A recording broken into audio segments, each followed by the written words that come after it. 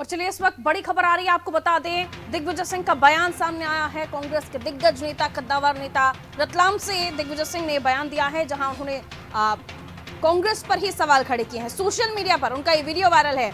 2023 विधानसभा चुनाव आखिरी चुनाव है, मिलकर नहीं लड़े तो कांग्रेस नहीं आने वाली। ईमानदारी से चुनाव नहीं लड़े तो फिर घर बैठिए, मिलकर और एकजुट होकर चुनाव लड़ेंगे। दिग्विजय सिंह का ये बयान, जिसके काफी मायने निकाले जा रहे हैं और बताया भी जा रहा है कि इस तरह से अगर दिग्विजय सिंह खुद ही कांग्रेस की कमियां बता रहे हैं या फिर ये बता रहे हैं कि कांग्रेस को क्या करना चाहिए जिससे आगे कांग्रेस की स्थिति सुधर सके। पहले सुनिए क्या कुछ कहा दिग्विजय सिंह ने। एक ग्रुप अलग मिलेगा, एक ग्रुप अलग मिलेगा, एक ग्रुप अलग मिलेगा तो कभी चुनाव जीत नहीं सकते। इसलिए मेरा सर खपाना भी बेकार और कमलनाथ जी बेचारे कुछ नहीं कर पाएंगे। सब लोग एक होते, लेकिन आप लोग आमने सामने बात करने तैयार नहीं। मैं यहाँ खड़ा हूँ, कटप्पा जी उधर खड़े, ये इधर खड़े, तीसरे अलग खड़े, ये थोड़ी काम चलेगा। कांग्रेस अगर आखिरी चुनाव है 23 का बता देता हूँ मैं आप लोगों को, अगर आप लोग नहीं ईमानदारी से चुनाव लड़े तो घर बैठिए आप सब लोग। फिर कांग्रेस वापस नहीं आने वाली, वर्कर नहीं मिलेगा आपको काम करने वाला। ये क्या वीडियो निकाल रहे हो तुम लोग? तो दिग्विजय सिंह का ये बयान जो निकलकर सामने आया, रतलाम में इस वक्त वो मौजूद थे जहां कार्यकर्ताओं के बीच थे और अलग अलग नेताओं के बारे में उन्होंने बताया कि अलग अलग जगहों पर लोग मौजूद हैं लेकिन सामने खड़े होकर मिलकर कोई बात नहीं कर रहा। हालांकि इस बयान के कई सारे मायने, और इस दौर में जब हम देख रहे हैं कि चुनावी माहौल अभी से मध्य प्रदेश में हम देख रहे हैं शुरू हो गया है, अलग अलग योजना, अलग अलग बयानबाजियां, और ऐसे में दिग्विजय सिंह का ये बयान अपने आप में काफी महत्वपूर्ण, लेकिन इसे समझने की हम कोशिश करेंगे। जल्दी से हमारे साथ ब्रजेश चौकसी जी हमारे ब्यूरो हेड है, हमारे साथ जल्दी से जुड़ेंगे, हम उनसे भी बातचीत करेंगे। ब्रजेश जी हमारे साथ जुड़े हुए हैं।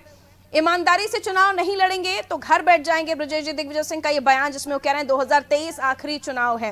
रतलाम से ये संदेश निकला मध्य प्रदेश और भी जगहों के लिए, लेकिन सवाल ये कि दिग्विजय सिंह ऐसा समझाने के लिए मजबूर हुए क्यों?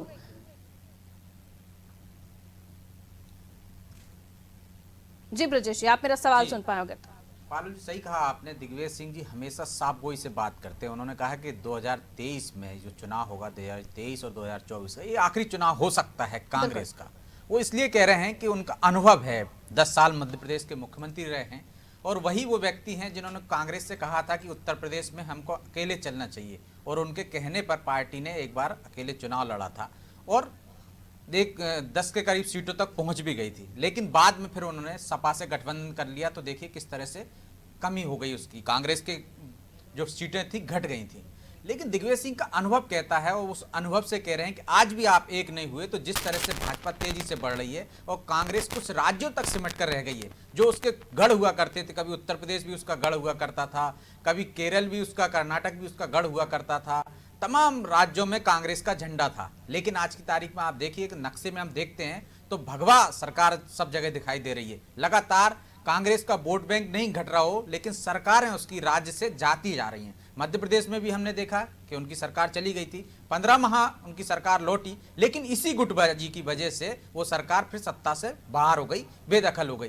तो दिग्विजय सिंह कार्यकर्ताओं को समझा रहे हैं, जो लोग उनके साथ मिलने आए थे, रतलाम के कार्यकर्ता अलग अलग गुटों में आए थे, वो एक साथ मिलना नहीं चाहते थे, इसलिए वो भड़क गए। उन्होंने कहा अब भी आप लोग एक नहीं होगे तो ना कमलनाथ जी कुछ कर पाएंगे, ना दिग्विजय सिंह कुछ कर पाएगा, कांग्रेस भी नहीं रहेगी आपकी इस गुटबाजी की वजह से, और आप हमेशा के लिए घर बैठ जाएंगे। तो एक नसीहत दी है उन्होंने, सच्चाई बताई है। आप इसको दूसरे नजरिए से भी देख सकते हैं कि कांग्रेस को उन्होंने आईना दिखाया है कि आप आज मौका है, आज समझ जाइए, नहीं तो कांग्रेस का नाम लेने वाला नहीं मिलेगा, आपके पास वर्कर नहीं मिलेंगे। क्योंकि जिस तरह से कांग्रेस से लोग टूट टूट कर दूसरे दलों में जा रहे हैं, उनको लग रहा है, उनका भविष्य देखता है राजनेता भी, जिस तरह एक बिजनेसमैन अपना भविष्य देखता है, राजनेता भी अपना भविष्य देखता है कि कहां उसको जाना है, कहां उसका भविष्य सुरक्षित है। तो यह सही एक नसीहत दी है। इससे पहले की भी एक घटना मैं आपको बताना चाहूंगा।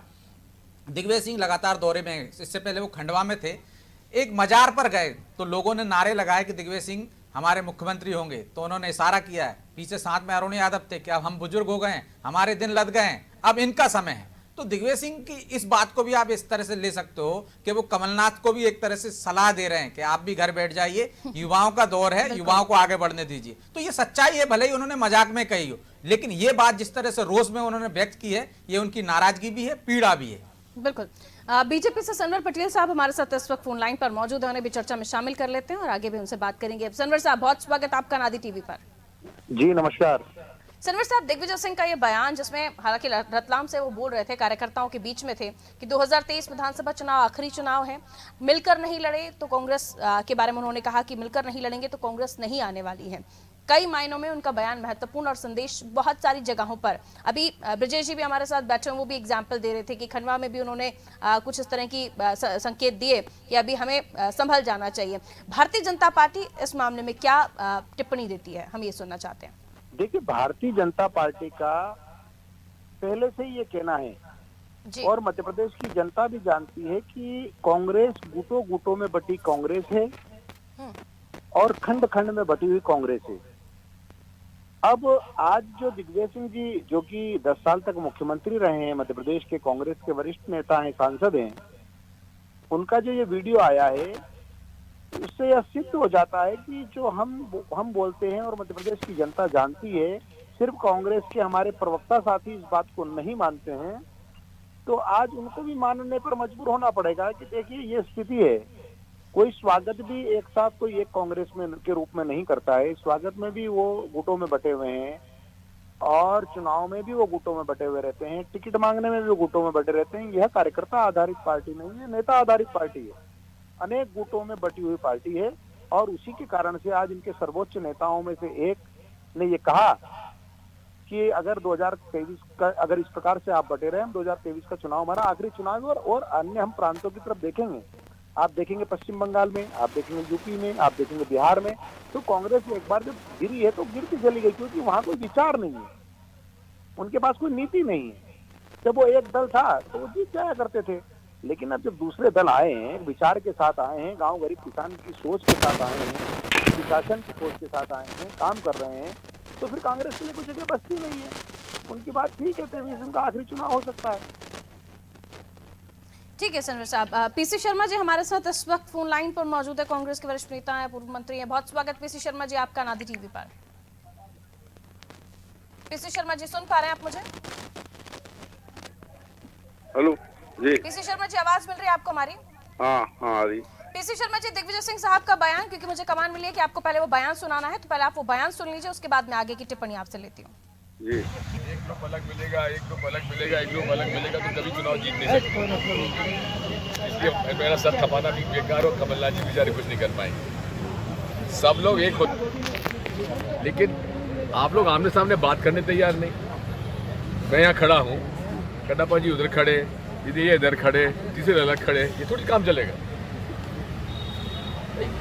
कांग्रेस अगर आखिरी चुनाव है 23 का, बता देता हूँ मैं आप लोगों को, अगर आप लोग नहीं ईमानदारी से चुनाव लड़े तो घर बैठिए आप सब लोग, फिर कांग्रेस वापस नहीं आने वाली, वर्कर नहीं मिलेगा आपको काम करने वाला। आपको काम करने वाला वर्कर नहीं मिलेगा, ईमानदारी से चुनाव नहीं लड़े तो कांग्रेस 2023 में नहीं आने वाली, आखिरी मौका है 2023 का। पीसी शर्मा जी, आपका क्या कहना है इस पर, क्या रिएक्शन? कुछ नहीं, कार्यकर्ताओं से बातचीत करके डाटे होंगे जिनमें आपस में मनमुटाव हुआ, और ये तो तय है कि इकट्ठे होके पूरी मजबूती से लड़ना पड़ेगा और मजबूती की आवश्यकता है। यही चीज कमलनाथ जी कह रहे हैं, यही दिग्विजय सिंह जी कह रहे हैं, यही अरुण यादव कह रहे हैं, यही पचौरी जी कह रहे हैं, यही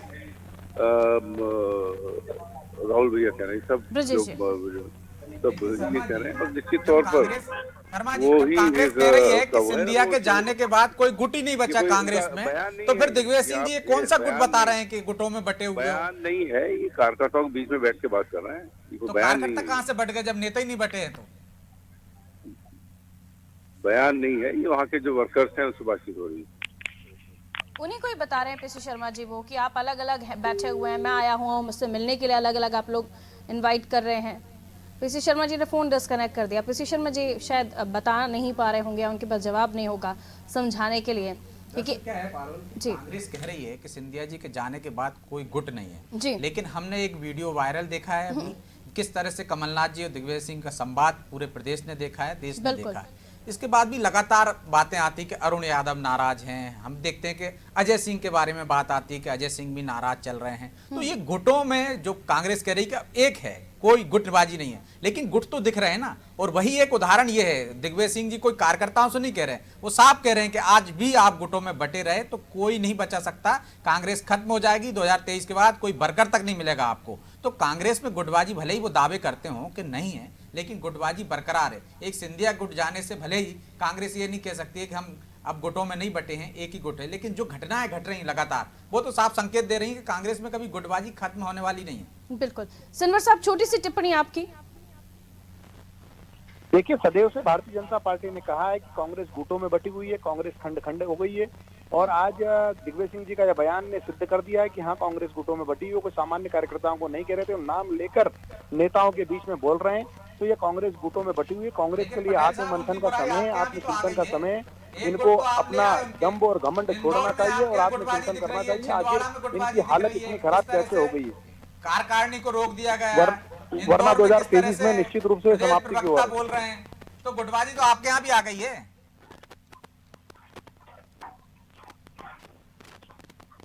चलिए, बहुत बहुत शुक्रिया सनवर साहब हमारे साथ जुड़ने के लिए। जब ये नब्ज दबा देते हैं ना ब्रजेश जी, तो ये बोलती बंद हो जाती है, इसलिए फोन डिस्कनेक्ट भी हो जाता है। खैर, बहुत बहुत शुक्रिया ब्रजेश जी हमारे साथ जुड़ने के लिए। सनवर साहब हमारे साथ जुड़े, बीसी शर्मा जी जुड़े, उनका भी शुक्रिया हमारे साथ चर्चा में शामिल होने के लिए। तो दिग्विजय सिंह का एक बयान, जिसके बाद अब सियासत में गर्मी आ गई है मध्य प्रदेश की, क्योंकि बोला तो उन्होंने रतलाम में, लेकिन इसका संदेश न केवल पूरे मध्य प्रदेश में बल्कि उत्तर प्रदेश और अन्य राज्यों में भी गया कि कांग्रेस बटी हुई है, उसे संभालना जरूरी है और आने वाले चुनाव में स्थिति और गर्म